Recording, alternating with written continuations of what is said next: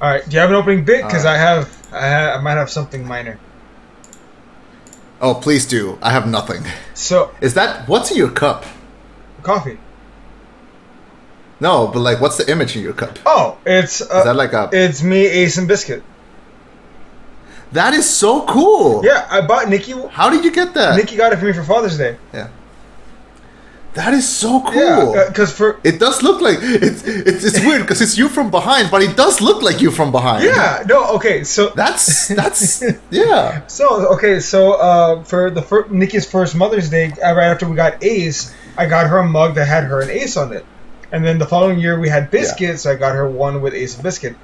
This past year, she finally found a spot. Like, she had been looking every single year to try and find me one because I liked them, but they only had women on the mugs. She finally found one that had guys on it. This is Dog Dad.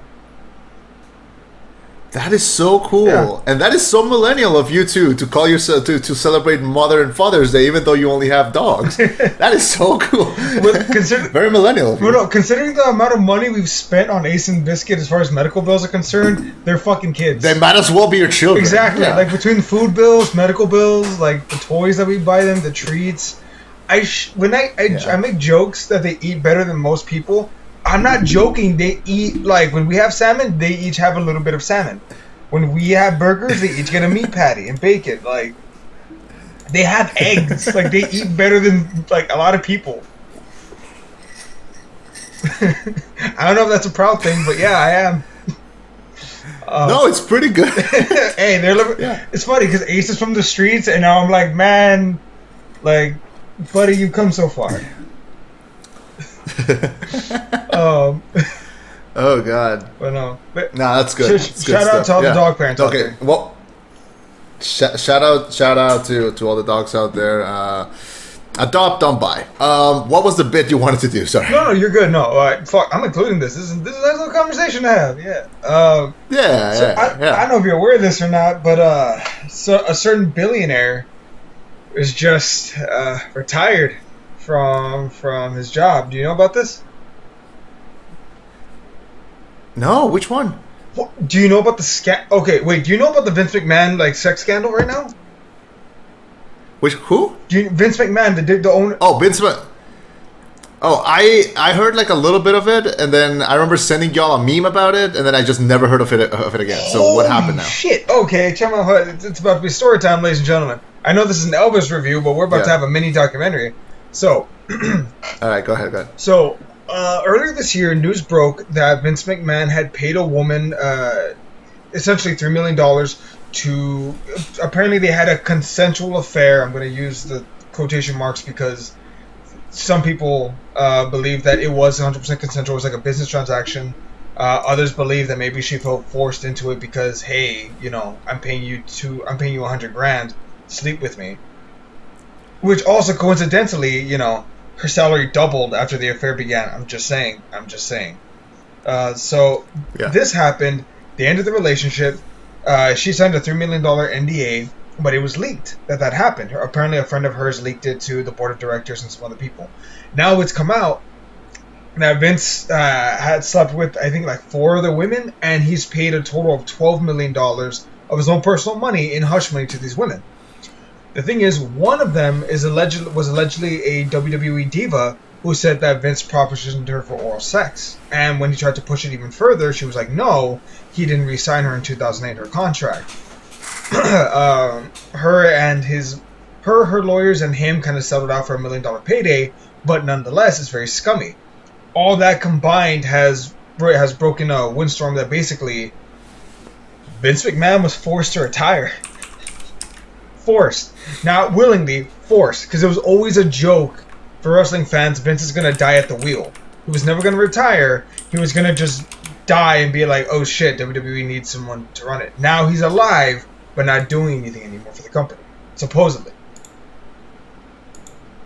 But you need to understand, this is a man. One, he owns a vast majority of stock of WWE. I think he owns like 60%.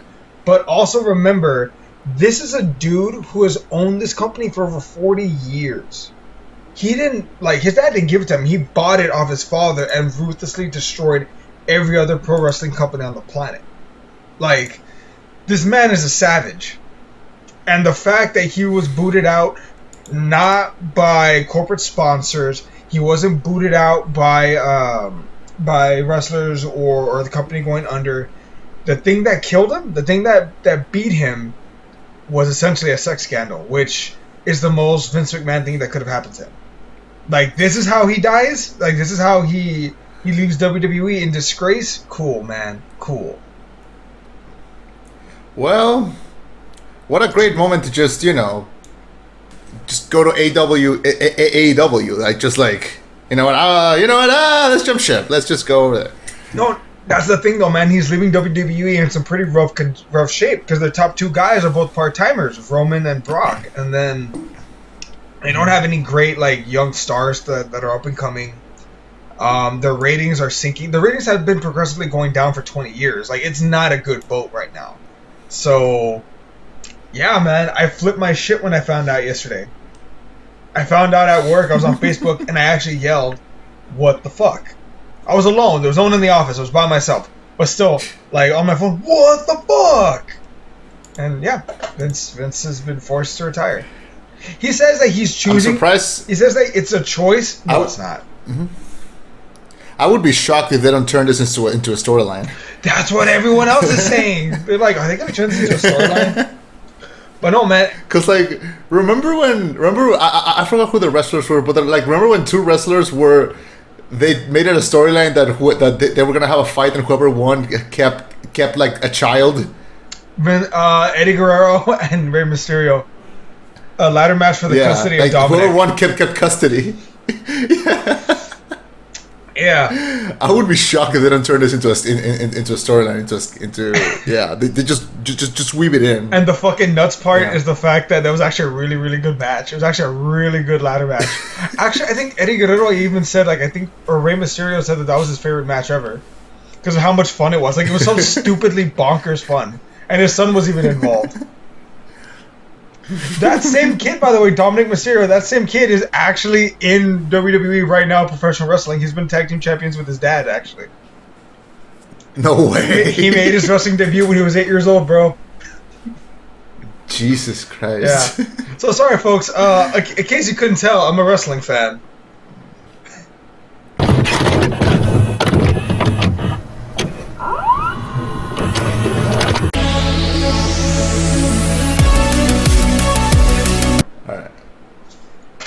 Alright. Thank you very much for welcoming us into your headphones. My name is Chema. Oh, and I've been Eddie. And reviewing Elvis. And this is the rollback. So, the man, the legend, the king of rock and roll. The life story of Elvis Presley as seen through the complicated relationship with his enigmatic manager, Colonel Tom Parker. So this is the new Baz Luhrmann movie about the life of legendary rock and roll singer Elvis Presley, starring Austin Butler, Tom Hanks, and a bunch of other people. So, just a heads up, I'm not using the soundboard on this episode because it kind of crashed, and I'm still working on it. But it'll be back. Don't worry, it'll be back. But just today, normal, clean episode. So you saw this before I did, and I'll be honest, I was not excited to see it. I was not looking forward to this because Baz Luhrmann is very. I have a very complicated relationship with Luhrmann because I love his style, but I don't think his projects have fit his style so far. Mm-hmm. The movie that I've seen from him that I think fit his style the most was his version of Romeo and Juliet, which is the movie from him that I like the most. Oh, you made that one? Yeah, I like Romeo plus Juliet. I genuinely think that none of the actors knew what the fuck they were saying because they kept the original text, but it kind of worked. I feel like Shakespeare would have been that kind of dramatic as pretentious filmmaker, and I think it fit. But then he did what's it called? Great Gatsby. The one with Aaron. Yeah, he did Gatsby. He did. I'm shocked. Oh God, what else? He did Red. Which one was that called? The one with the musical. Which one? The Red something. Moulin Rouge. Moulin Rouge. He did. Yeah. Yeah, he did Moulin Rouge, and then he did Australia, which nobody saw. So that's his history. Like I said, I'm only a fan of one of his movies, And this is the second one. I actually enjoyed this one. I thought the style was going to be very overbearing. No, it actually was a nice, decent marriage between the story and the style. And after I bought the tickets, I realized that the movie was 2 hours and 40 minutes, and I was not looking forward to it. And then when it ended, I was like, that didn't feel like 2 hours and 40 minutes. That went pretty well. Right. So it wasn't terrible. I'm a little wishy-washy on it. It wasn't terrible, but it was long. Like, I walked in at 6, I walked out at 9. And also, like, before we start, like, the actual review, when the movie ended, some people in my theater clapped, and I just want to tell you, go home. Like, don't bring that shit into the theater. Calm the fuck down. Austin Butler and Tom Hanks were not here. Like, relax. But yeah, that's my opening statement. Go ahead. How how is it that it's been almost 10 years since the guy directed a film? How did he get this, like, project off the fucking ground? I'm shocked. I'm genuinely surprised with that. Okay. I think COVID intervened also. So, okay, there's a lot to unpack in this one. Actually, initially, I didn't like the style at first, like, at the very beginning. I'm glad that they calmed down on the transition, like, the weird camera, not drone, but, like, you know what I'm saying? I like that they calmed down from that early on, because that was making me dizzy. I was like, geez, like, is this going to be the style? Because I'm going to hate it if it is. But they calmed down.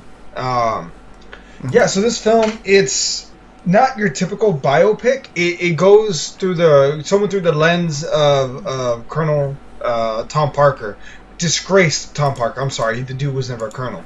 And his relationship with Elvis Presley. And man, from beginning to end, one, it was weird to see Tom Hanks in a villain role. It was weird to be rooting against Tom Hanks. Like, that was just odd for me. But Austin Butler, I'll be honest with you, I would be shocked if him and Hanks don't get Oscar nominations for this film. For as well as they act. Tom Hanks or Austin Butler? No, both. Maybe Tom Hanks as a supporting role, but Austin Butler deserves at the very least, I think, a nomination, because the thing is, when you're acting in this capacity for Elvis Presley, you're not just mimicking his voice. You're mimicking his dance, his speech pattern, the delivery. Like, there was so much to it. I would be shocked if he doesn't at least get an Oscar nomination for this role. But I think, yeah. No, I was gonna say, like this film did a lot to, I think, go into the backstory. And to be clear, I can't speak for you, but I can speak for myself. I'm not a historical Elvis, I'm not super knowledgeable to a point where I can say, this is wrong, this is right. I can do that for anything in wrestling, but when it comes to, like, Elvis Presley, I have to take this at face value. Okay, I'm not on a different boat than you. I know Elvis Presley from just cultural osmosis. Like, everything I know about Elvis, I learned it against my will. Like, because it's just so, like, engraved in all of history and like pop culture. So everything that I know about Elvis, I know it through there. I've never seen a documentary or a movie or anything. Like, everything I know, I knew it from, like, someone else telling me or me figuring out for something else. Of course, I've listened to his music. It's ever present. You can't really escape it. This movie didn't make me, like, love his music. Like, I already liked, like, a couple of his songs, but it wasn't like, remember when we all walked out of Bohemian Rhapsody and we were like, I want to listen to some Queen for, like, the next 2 weeks. Like, yeah. Like, it wasn't the same. But I don't think the movie wanted that. I think the movie just wanted to portray, like, his life in a very, like, colorful, flashy kind of way, in the same way that, like, his movies used to be. And I think if it did that on purpose, I think it worked. I have only one problem with this movie, because it is in everything that it sets out to do, it does it right. And that's not a complaint. You know, congratulations to, like, the directors, producers, everyone involved, because I think it's a really well done piece of media. However, there's one problem, because all of this rock music biopics are overshadowed by one big figure. Okay? And every time that I see one of these movies, I just think of that one, and this one falls short. Okay? Do you know what movie I'm talking about? No. You don't have an idea? No. you gotta try to walk hard, because the Dewey Cox story is the best example of one of these movies that somehow killed this genre. Okay, I cannot watch any rock biopic or any musician's biopic, because I immediately think of Walk Hard. I immediately think of John C. Reilly. Like everything from him, like humble beginnings to getting the wife, to divorcing the wife, to meeting other famous rock stars, to all of it. I just think back of that and I think, God damn it, Walk Hard did this, and I cannot take it seriously because of that. It's like it was the movie that killed that genre. That's why we didn't have them for so long.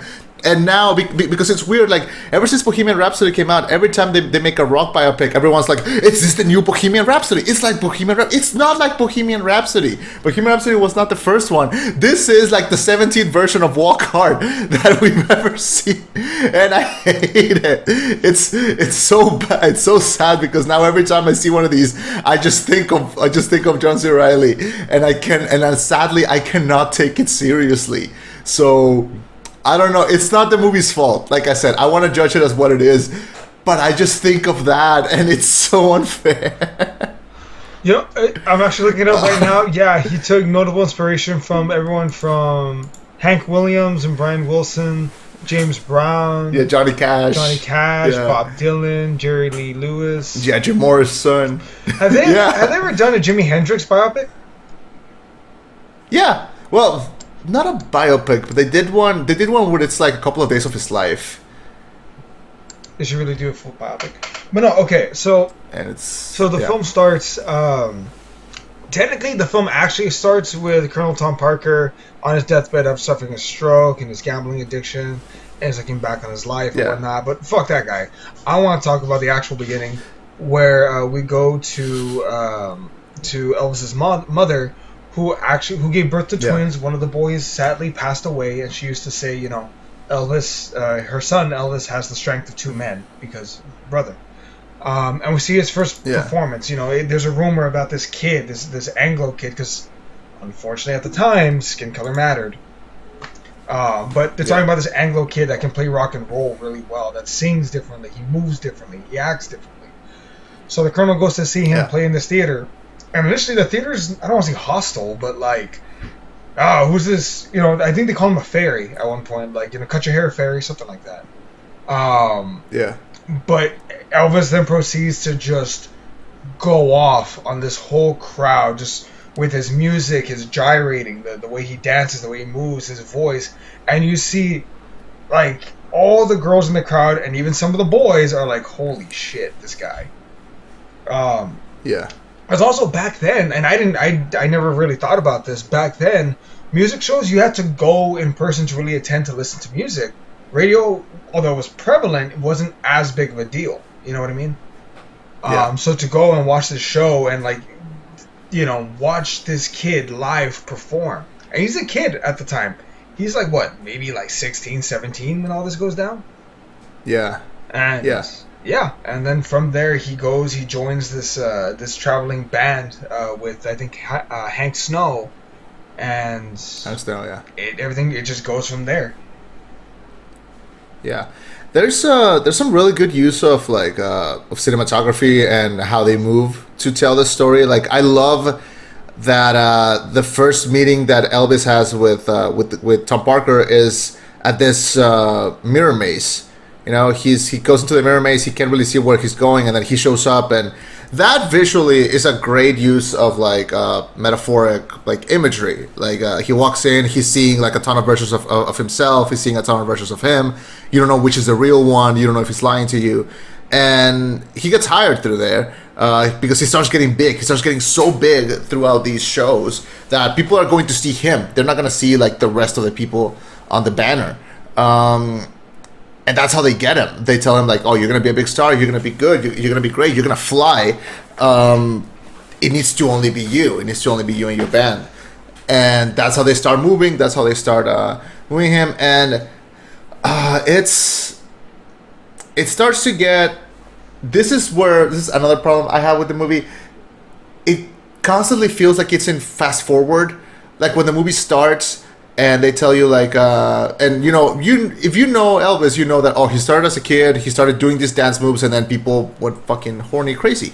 But the fact that in the first like 30 minutes they're already canceling him because of these moves and what he's doing to America's youth, I was like, this is the first 30 minutes. What the hell? What else is gonna happen in the next 2 hours and 10 minutes? Like what? And yeah, I felt like it was moving a little fast. But it caught up. It caught up, and that's because this movie's almost 3 hours long. Like. It's a long movie that feels like it should have been longer, because you're right, they should have dealt more with the whole like, oh, this kid, what's he thinking or whatever. And the part where he's there with his finger of like, you so much just wiggle up pinky, and that's just his first move is like, and what, son? Yeah. But no, and then so we fast forward. He's sex appeal, but these people, and by these people I mean these like kind of uptight conservative certain individuals, hate his gyrating. They feel like he's corrupting America's youth, which it's just me. They always feel like that. There's like every generation there's like something that's like, this is the corruption that will destroy this nation. It's like, no, it's not. We survived it before. It's fine. And even then like, Survivor, like it really didn't do a lot of damage. So what? So it made people jerk off a bit. I mean, it's healthy. Like, yes. You do you. You can cut that if you want. I'm sorry. No, we're keeping that. But you do you. You do you. Whoever watched Elvis back in the day, you do you. But no. Yeah, no. I mean, it's also heartbreaking though. Like the relationship he has with his. He has such a great relationship with his mother. Like you can tell, he loves his mom, because they, growing up poor, they only had each other. They only had each other to lean on because his father had to go to jail for a while. And then Elvis, and I think most people can understand this, he wants to bear the weight of his family on his shoulders, of like taking care of his mother and his father, wanting to do what any kid theoretically would want to do. And now he has the ability and he wants to chase it, but now it feels like everything's like, the pressure's on his shoulders now, And this kid's getting angry. He's lashing out. He has this really piss poor performance with a hound dog. They're kind of making a fool out of him. And then he decides in one moment to be like, fuck this. And he dances on stage at this charity rally. And the cops are beating up people in the floor because now they're integrated. Elvis gets taken off stage and arrested, and they found a way to shut him up. They sent him overseas to Germany for 2 years. That was the best song and performance I thought of the movie. The Trouble song. If you're looking I for think trouble, that's the one I like the most.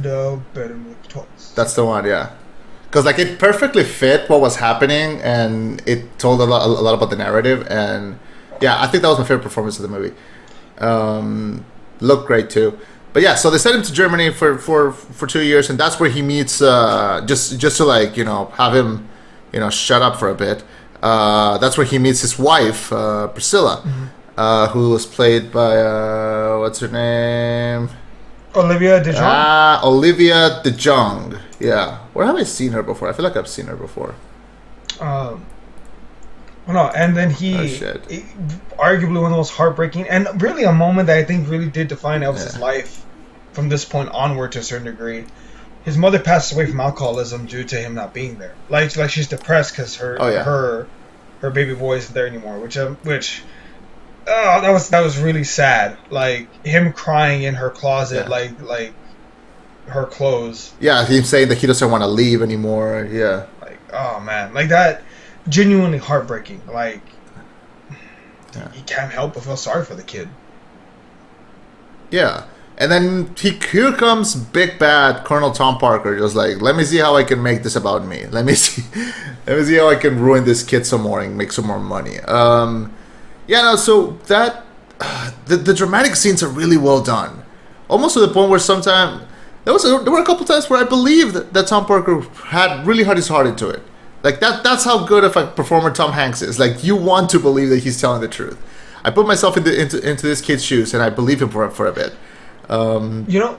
This film actually stole a line from me because in the trailer I think is beautiful. It's one of the best trailers it's probably top 20 trailers I've ever seen in my life. Okay. But there's a line in the first trailer where that ends with Parker telling Elvis, we're the same, you and I, two odd and lonely children looking for eternity.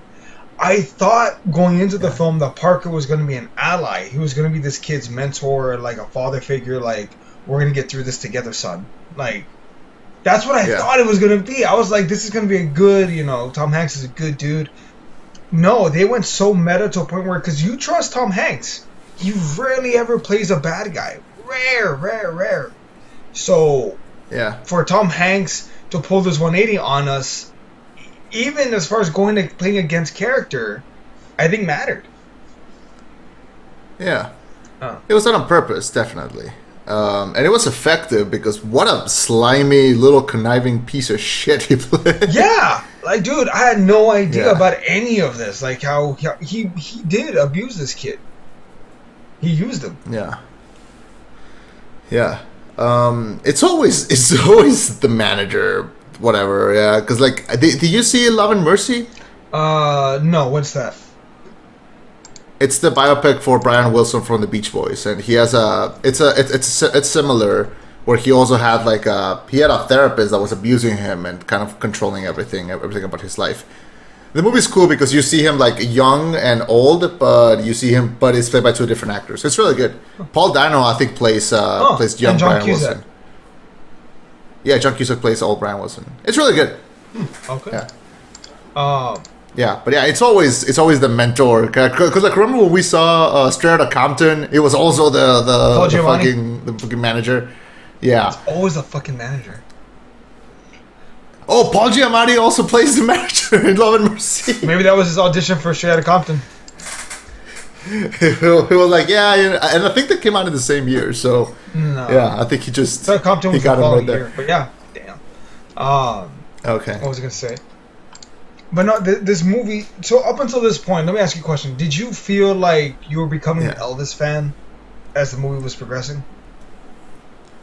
Not in the same way that other biopics made me feel. I was along for the ride, but like I said before, I didn't come out of the theater like, I gotta blast some Elvis. Like, also because the versions that they play in the movie they're different arrangements. They're not exactly how they sound in like the records. Because I've heard the records, so I wouldn't say that I left this being a bigger Elvis fan, but I did leave with like, I think I appreciated it a lot more, and I understand his story a lot better, but wouldn't say 100% an Elvis fan. Had a hell of an ending though. Mm-hmm. I think one of the best endings that one of these biopics has ever had. Agreed. So another thing before we continue, because we're going to jump into the 60s portion of the film in just a moment. We want to talk to you about our sponsor today. I'm kidding. I'm proud of that one. No, but I did want to mention something though. Something that blew my mind. Like, it still blows my mind, but looking back on it now, that was the thing at the times. And they were trying to disgrace this kid because he was associating with people of color. Like look at this delinquent associating with these individuals. It's like that's dehumanizing. Is that the right phrase? Like, it's, why does that matter though? And it was back then. Like and I know I'm looking at it through like the lenses of today, but it's like, how does that matter? Music is music. It transcends. If you like certain music, why does it matter who's playing it or the color of their skin? You just like it, dance to it, move to it. Music is one of the few universal languages, because a piano sounds the same to everybody. A guitar sounds the same to everyone. It doesn't matter. And they didn't shy away from it either. I know that there have always been allegations, and I'm not going to go into whether or not he did or he didn't, good thing or bad thing, but Elvis was very strongly not motivated, but influenced by people of color, by where he came from, the South. The way they danced, the way individuals moved or sang, he was very influenced by them, and I don't understand how that's a bad thing.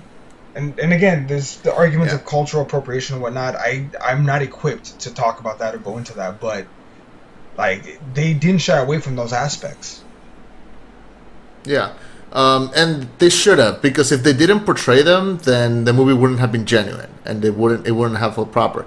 That was a big complaint with Bohemian Rhapsody, and that I agree with. The movie should have been rawer. It should have shown way more of the disgusting things that were happening.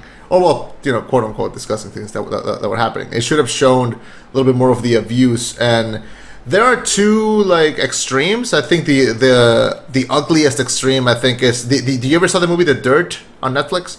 No. It's the story of Motley Crue. That one, I think, goes too hard. They show them putting needles in their body. There were scenes where I had to look away because it was a little hard to watch. There's a scene where they're in a pool with Ozzy Osbourne, and Ozzy goes up to them and be like, give me the straw. I want a bump. And it was like, we don't have cocaine with us. We don't have anything. What are you gonna bump? It's like, just give me the fucking straw. So he takes the straw, and there's a line of ants going through the pool, and he just he snorts it. That, I think, is the other extreme. Yeah, and they show it all completely. Yeah. And was he they're biting me inside my body, or what the fuck do you do? No, he was like, hell yeah, rock and roll, let's go. Yeah. Did that actually happen? I have no idea, but I don't doubt it. Motley Crue went hard. Did Ozzy Osbourne bump snort ants through snow? Ants. Let's see the results. What does it say? So it depends who you ask, apparently. Guitarist Jake E. Lee says that he saw it happen, although Motley Crue's Epic swears that he didn't do it. Motley Crue swears that he didn't do it. So one guy says, I saw him do it, the other one says he didn't. So, we'll see. Okay. Yeah, but anyway, so that said, yeah, so I think if the movie shies away from those extreme things and how locally it was seen, the movie wouldn't have been genuine. Yeah. So I think it needed that as horrible as it was. It needed to be shown, and it needed to be painted in the horrible light that it was, because it was wrong then and it's wrong now. Yeah. So yeah, so it was painted like that, and we see that we see Elvis constantly hanging out with legendary blues guitarist B.B. King, and they have a really nice friendship, and I like how they always went back and forth with each other, and it really helped paint the picture of how they got along and how they worked together, and I like that. I think I appreciated those moments a lot during the movie.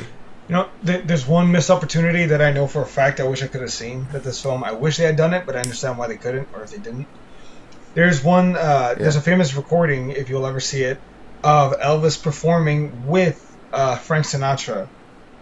Just one time. Yeah. One time. They were singing a song. They were both in their their best or whatever, and they were just singing along. And I wish they would have shown that, even if it was just a 3-minute scene, because in real life, Frank Sinatra fucking hated Elvis. He hated Elvis with a passion known by few. He despised that young man because I don't know if it was a cultural thing or because he saw the new kid on the block that was taking away all his attention, but yeah, Sinatra fucking hated this kid. But they convinced him, if you want to keep your popularity, you've got to perform alongside him at this thing. And he was like, fine, I'll fucking do it. But he hated him. Yeah. I wish that would have been fun to see. I wish they would have shown Frank Sinatra in that manner of just being like, fuck this kid. And the blues. Yeah. And yeah, I'm there. Yeah. Anyway. Who would have played Frank Sinatra? I don't know. That'd be a fun. Fuck, who could play Frank a fun Sinatra? thing. Seth MacFarlane. Sure, why not? He's got the pipes. He's classically trained. Yeah, he is classically trained to be able to sing. Imagine Seth MacFarlane playing Frank Sinatra for just 2 minutes. But it would have been it would have been funny. It would have at least been funny. It would have been one of those casting choices that just makes a little too much sense. Or Michael Bublé. That you know what? Yeah, you know what? It probably went through their heads, and they were like, you know what? Let's just not. It's remember when the Joker movie was gonna come out, and originally what's oh god, what was his name? What's Bruce's father's name? Thomas Wayne. Papa Wayne. Thomas. What? Yeah. Originally, Thomas Wayne was gonna be played by Alec Baldwin, but then they just changed him. Did they say why? Like that. Because he said that it would have been too much like his Trump impression. Oh, okay. Yeah, no. Little toe on the nose there. Yeah. So I feel like it would have been a little too similar to that. That wouldn't become problematic at all. So later on. Oh god, no. Gonna skip that. We should. Yeah. Okay. So we move on from he's growing up. He marries Priscilla. He has the kid.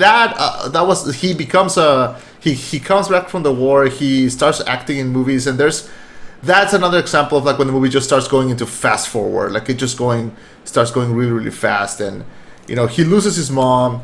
He does like all these movies, and he starts he's taking care of his daughter, and like they're trying to work out how they're gonna do, because his movies, he does too many to the point where like his movies just start bombing and nobody wants to see them anymore.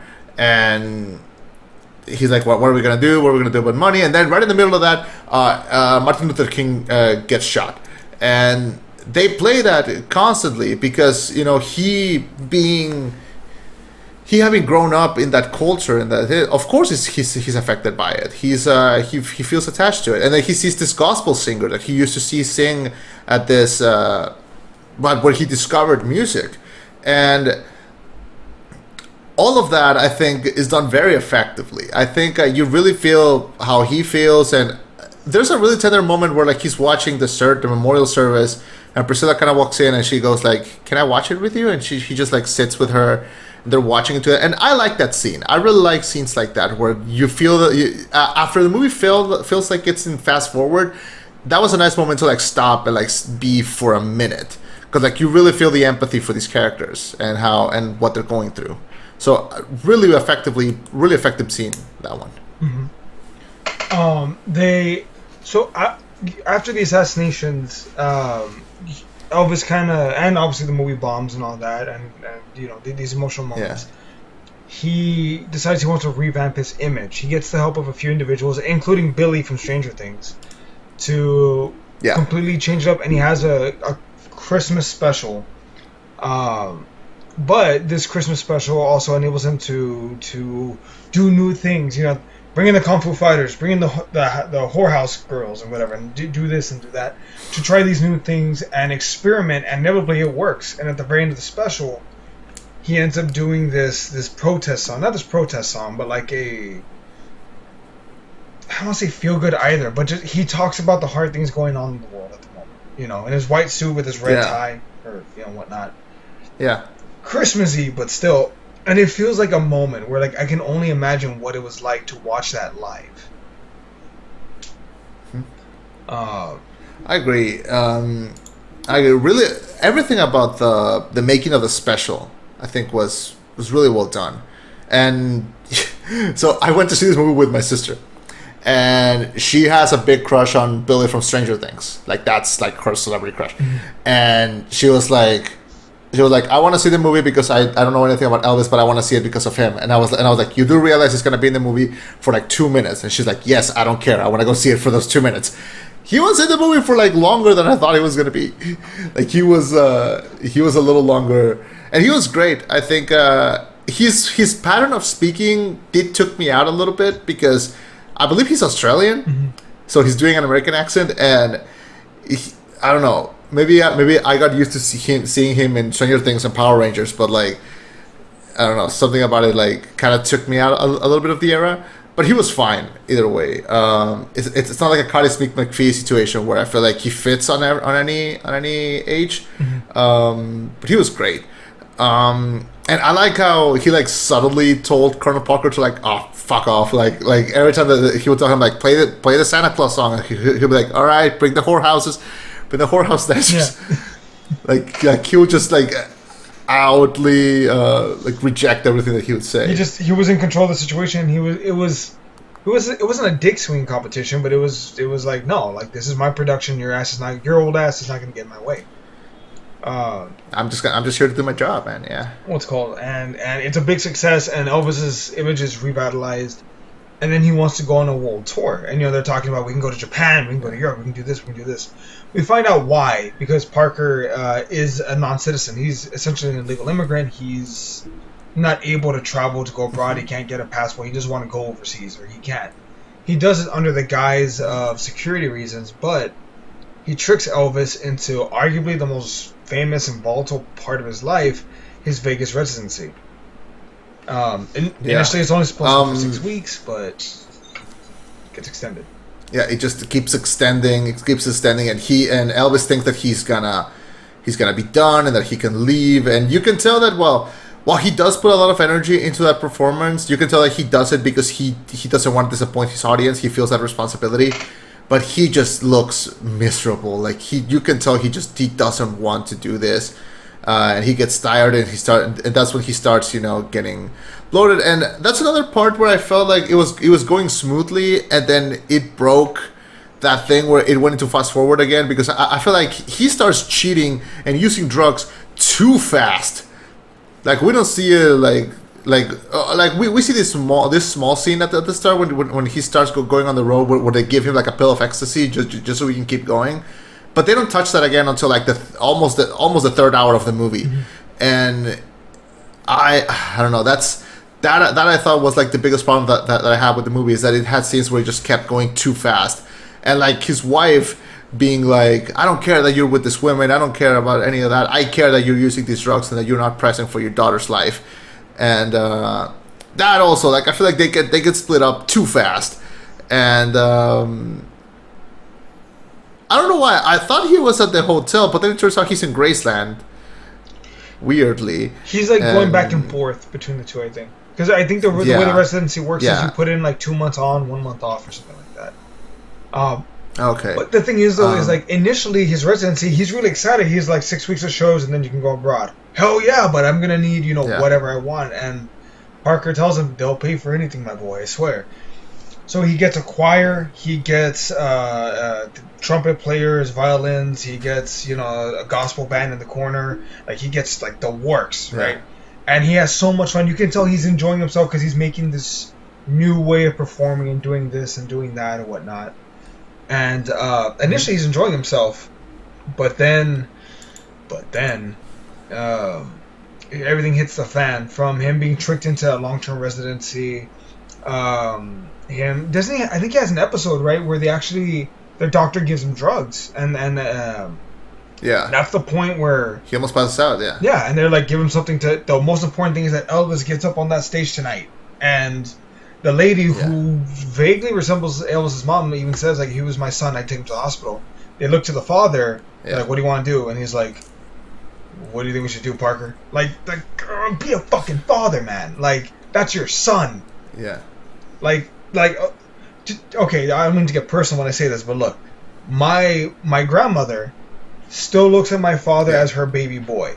She will still straight up tell him, my father is in his mid to late 50s, and she will still tell him, you look thin, you should eat more. Because that's her son, and she loves him. This is your boy. He just collapsed. No, I'll get him on stage. What? Yeah. Like, I can't do with stupid people, man. I'm sorry. I can't. I have a hard time doing that. Yeah. No.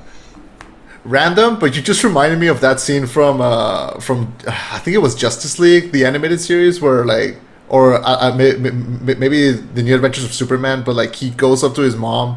And his mom is like, you look thin, you should eat more. And he's like, Mom, I'm Superman. And she goes, and I'm your mother. Yeah. Like, he just reminded me of that. Yeah, I think you're right, it's from Justice League. But where's your compassion for your child, you piece of shit? Because they didn't saw a kid. They saw a big bag of money. So also, I don't mean to sound like a monster when I say this, but maybe they should take this into consideration. If he is your big payday and your big payday of money, maybe you should do what Tom Brady does and protect him. Protect him. You know why Tom Brady plays so well at his age? Because he protects himself. Oh, hey, my boy just collapsed. We should get him to the hospital. That way he can perform tomorrow, motherfucker. Like, even in a business perspective, they're stupid. Yeah. Look, I don't usually stand for that guy, but yeah, I agree. Yeah, fuck Tom Brady. What? I'll say it. I don't care. You don't like? Why do you not like Tom Brady? You know how there's athletes that are so good they can be a little cocky. Yeah. He's not one of them. He doesn't have charisma. But he has 7 Super Bowl rings or 6? Fernie will kill me because I don't know. But he has some. You know what he also has? He has 2 votes for Trump. That's also what he has. Oh Jesus! Fair enough. You want to defend that? I can't defend that. I didn't even know that he did. Did he? I know. I mean, he went. I know Bill Belichick did. I know that for a fact. Look, I don't love Bill Belichick either, but did you saw what he did with Trump? No. So you know the Presidential Medal of Freedom? Yeah. So on Trump's last last session when he was going to give them out, he said that he was going to give one to Big Belichick, and Belichick said fuck no, fuck you, I don't want it if it's from you. But I feel like he did that after the fact when he knew he was going to lose, or absolutely after the riot. Was it after January 6th? Yes, absolutely. See, I feel like that's why it was bad press. Yeah, he didn't do it because of moral reasons. I feel like he did that because it's dude, you're gonna kill my self-image. Fuck off. Yeah. Ironically, in that same session where he gave those last Medal of Freedoms, he also gave one posthumously to Elvis Presley. Yeah. You know, I want to talk about that real quick. I think that's one reason why Elvis is such a big deal. Is not necessarily only because he was great, which he was, to be fair, but he was also the first love of a lot of the boomers when they were kids, when they were 10, definitely. 15, years old. He was their first crush. Yeah. They elevated him in that capacity. You take the Jonas Brothers, throw them at that time period, they would probably be considered one of the greatest bands of all time because all my childhood memories, bring them back, let me spend more money on them. You know what I'm saying? Yeah, he was that image that even young boys could be like, oh, this is peak man. This is what John Cena was to our generation. It's fucking true. He's been immortalized in memes, hasn't he? He's been immortalized. Exactly. Yeah. But yeah. Did you see what random? I know I keep spiraling, but I just keep remembering things. Did you see that interview that John Cena had with that old lady? No. So he had this interview with this grandma. I don't know exactly why, but they sat down and were talking, and the grandma tells him I was talking with my great granddaughter about you, that I was gonna meet you, and she told me, oh well, hopefully you do see him because you might not see him. What does that mean? did John start laughing, or was he what the fuck? Yeah, and then he has to be patient enough to explain the whole "you can't see me" thing to this old woman. It was kind of lovely, not gonna lie. That's kind of heartfelt, I'm not gonna lie. Yeah. But yeah. No, okay, coming back to Elvis. Yeah, so he gets stuck at this residency and he can't leave, and we see everything that is offered to Tom Parker, and then finally Elvis finds out and he exposes him in the middle of his show, and he's forced in a situation where he can't leave. He's stuck in this super uber toxic work relationship with this guy, and to the point where he just starts losing himself. They mentioned that he is not the same as he was, that he starts gaining weight, and that's when we see him, as we saw him at the end of his life. One of the first instances when I saw Elvis Presley was that when I was a kid and we first got a computer and we first got internet. You know how people used to just email things to each. Well, we still email things to each other, but that's where we found videos and stuff, people emailing them. Yeah. And I remember my parents got this email of Elvis's last performance, and it's this performance. It's the one where he sang Unchained Melody, and I remember seeing it and just being seeing this man that was so. I didn't understand how everything bad that had happened to him, but I think it finally connected to when I was a kid and I saw that performance. Because I was okay, so he looks sad when he's singing, but why is he so sad? And then I saw this movie and I'm oh, that's why he was so sad. And that's why that song made so much sense. Yeah. Well, it's also nuts because he and so right before he does Unchained Melody, he has a moment where, you know, that's when the whole breakdown happens of his marriage and the drugs and everything. He tries to leave Parker, but he's forced, you know, either you pay me $8.5 million or you know, I'll sue you into the ground. He lashes out, you know, he's like, Dad, pay him. And it's like, son, we're broke. Like, we don't have any money. How the fuck can we be broke? I've done so many shows. You keep spending. You're supposed to... That's why you never hire family, folks, by the way. You never hire family. You never hire family. Yeah. But he's breaking down. He's depending more on the drugs and the pills and the shots and everything. And he confesses. And I can't speak for everyone. I can speak for myself when I say this. I kind of understand. He expresses his greatest fear to Priscilla, to his ex-wife, and says his greatest fear is that no one will ever remember him after he's gone. And I kind of get it. But, sir, do you know who the fuck you are? You're Elvis goddamn Presley. And yeah, we get that incredible performance of Unchained Melody, which they actually put Austin Butler in like the suit with the makeup and everything, and he was actually singing it. And then we get this beautiful montage of Elvis's life in the public eye. You know, of this great redone, because it was HD. The video was HD, if you notice that. So they touch up all this looked really good, audio and video stuff and these pictures, and you see his life and his impact on cultural mainstream and everything, and it's just this beautiful moment with this great song. Mm-hmm. Yeah. Like I said, it was a good ending. It was a really good ending. I think these movies need to end strong. And that last performance, well, I think it was a little short. Mm-hmm. I mean, I didn't expect like a Bohemian Rhapsody, you know, final concert scene. But it was really well done. It was just incredibly well shot. And it almost took me a second to realize, hey, that's the real life footage. That's not him anymore. Mm-hmm. And of course, it ends with like the little epitaph of like, you know, Colonel Tom Parker died, you know, poor and alone and shit, and yay, that's great. Like, and of course we have like the one scene where like Elvis says like, no one's gonna remember me, but then, you know, of course we remember him. Of course we know who he is. I mean, most of us thought he was a made up singer for Lilo and Stitch, but then turns out, oh, he's actually real. Yeah. And he's the highest selling solo artist in history. Solo artist, yeah. Yeah. So yeah, of course we remember him to the point where we made, you know, movies like this. So I think his legacy is well touched. Is well kept. Priscilla and Lisa Marie, I think, are still alive. From what I've heard, Lisa Marie married 4 times. At some point, she married Michael Jackson and Nicolas Cage. So it's an interesting piece of trivia to have in your mind for the rest of your life. And I think she's the only heir to Elvis' estate, so that's good for her. I will be thinking of that every time that I re-listen to one of his songs on Spotify. So, you know, not gonna lie, I kind of want them to actually do like a full on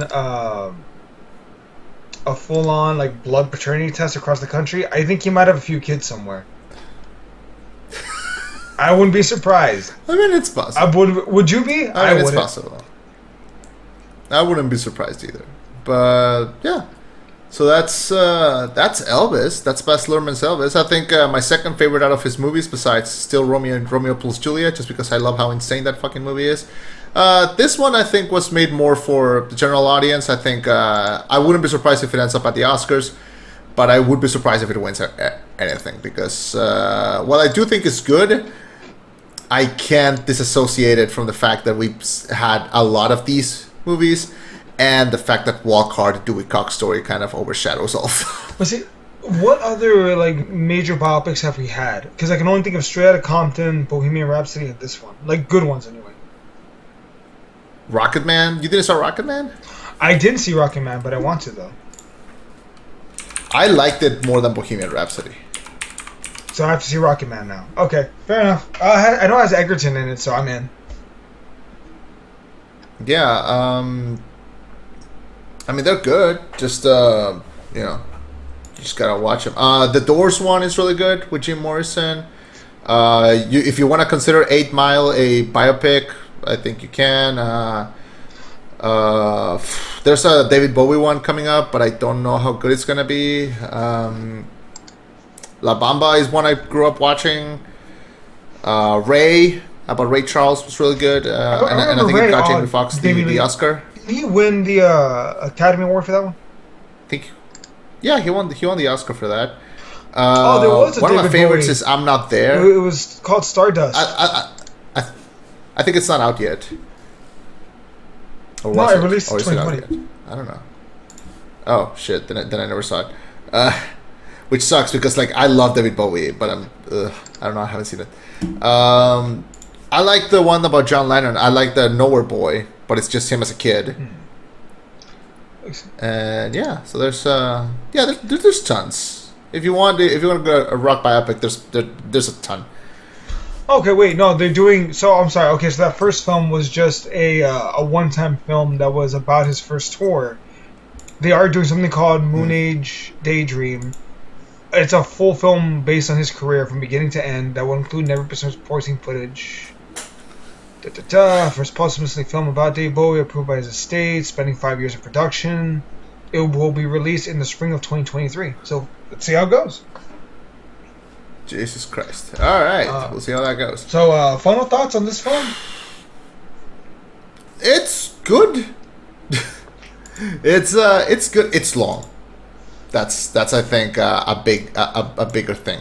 It's long. You do have to like put time away to see it. I got off work and I immediately went to see it, and I came back and I collapsed into bed, and then I processed it I think next morning. But good. Definitely better than I thought it was going to be. And yeah, if you don't know anything about Elvis, I think this is a good introduction. And yeah, it's good. It won't. I don't want to compare it to anything else because it's not fair. But it didn't make me want to like go blast Elvis music afterward. It was good while I was watching it, but after seeing it, I'm like, that was a good experience. Don't know if I'll watch it again, but good while I was watching it. It was fun. No, I liked it actually quite a bit. I put out a post the other day where I mentioned last week I discovered Dave Chappelle. This week I discovered Elvis. I can't wait to see what I discover next week.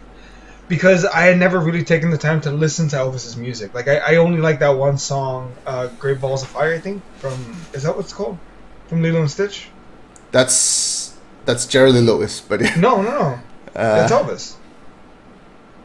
Are you sure? Which one from Lilo and Stitch? From the one from the end credits? Your love will take me higher. Something is a fire. Oh, Burning Love. Sorry, it was Burning Love. That's the song. Burning Love. Yeah. No. Yeah. Great Balls of Fire is the song that they play in Top Gun. That's a completely different song? My bad. I got the titles mixed. I know what song I was thinking of. I just couldn't remember the title of it. Sorry, Burning Love.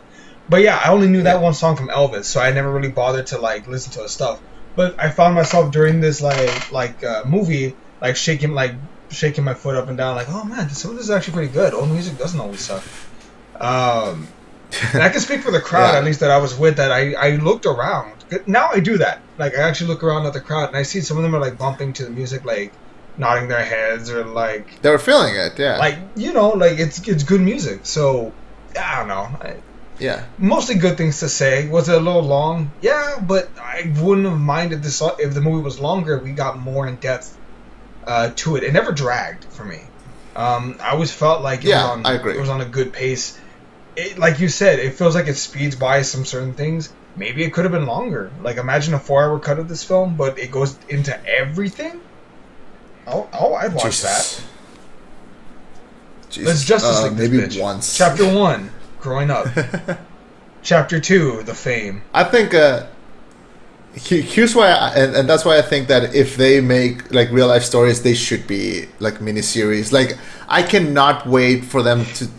My dream project would be make like an 8-episode miniseries on like the whole story of the Beatles. Like that would be my Justice League Zack Snyder's version. Okay, and each episode is 2 hours long. That would be. Yes, I would go insane for that because I'm a huge Beatles fan. So that I think would drive me crazy. But that's I think mostly what I have to say. When it comes to me and his music, I am for the rest of my life tied to one Elvis song because of one little incident which you were a part of, and yeah, there you go. Yeah. story for another day. But yeah, so I am tied to it, and I did enjoy it. But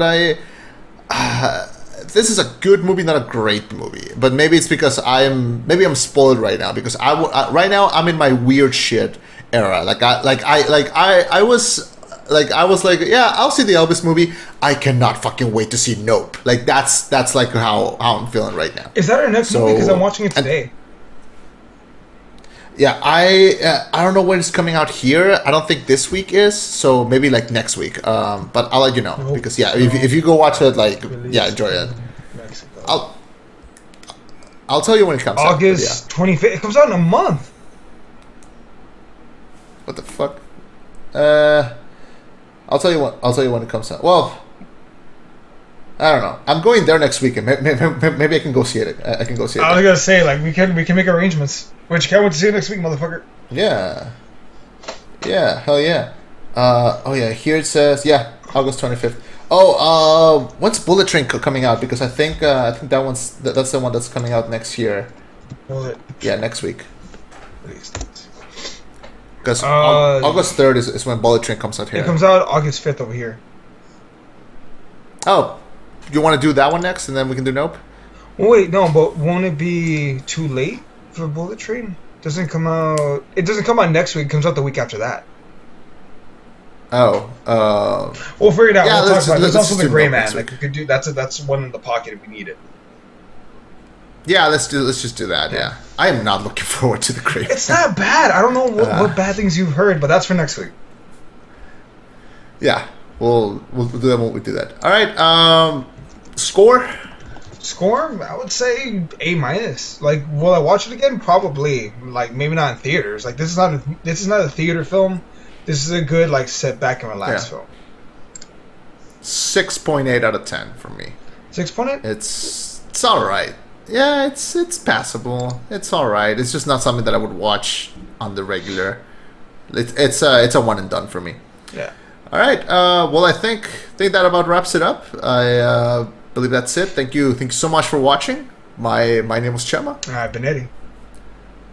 And this was the robot. With a subtle reminder to make sure you check your bag every time you leave McDonald's, because you'd be surprised how often they fuck up your order. What did they fuck up? Bye, everybody.